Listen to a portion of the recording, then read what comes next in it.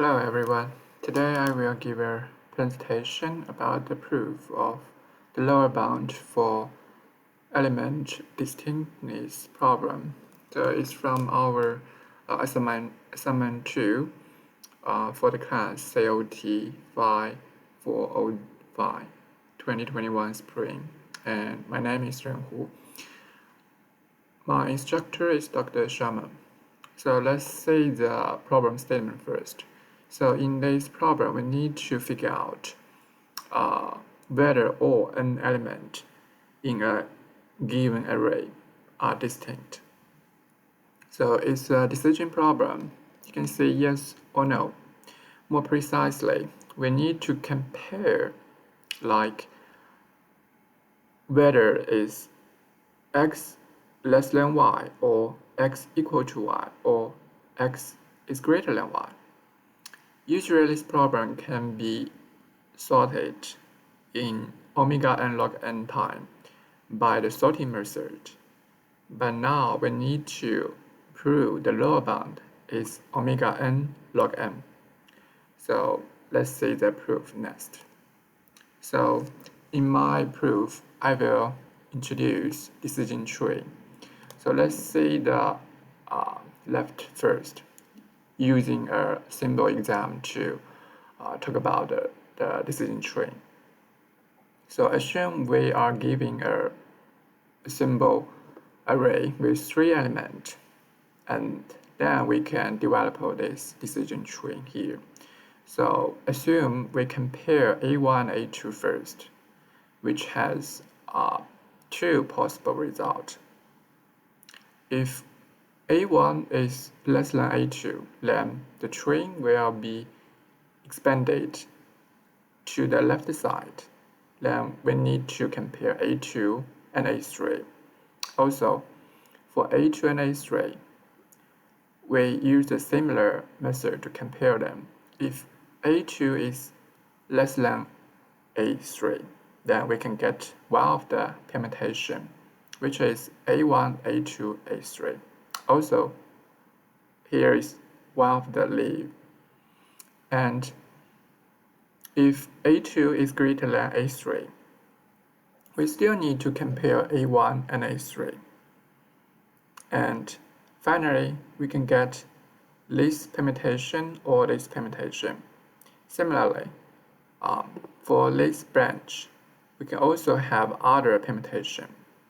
So, we can get A2, A1, A3 permutation, and A2, A3, A1 permutation, also A3, A2, A1 permutation. So overall, we can have 6 permutations or leaves, which is equal to 3 factorial. And now we want to generalize this conclusion to a bigger array, which is an array with n elements. So we will expect the total of permutation equals to n factorial. And from the information theory, we usually use the log n to represent the height of tree. And we have this in equation. H is greater than log n factorial. So how can we get the conclusion? H equals to omega n log n, which means the time complexity has a lower bound with n log n from here. So firstly, let's develop some equations about log n factorial and h. So firstly, let's see the log n factorial. We can expand log n factorial equals to log n plus log n minus 1 plus until plus log 1. So we can relax each term to be log n. Then we can get log n factorial is less than n log n.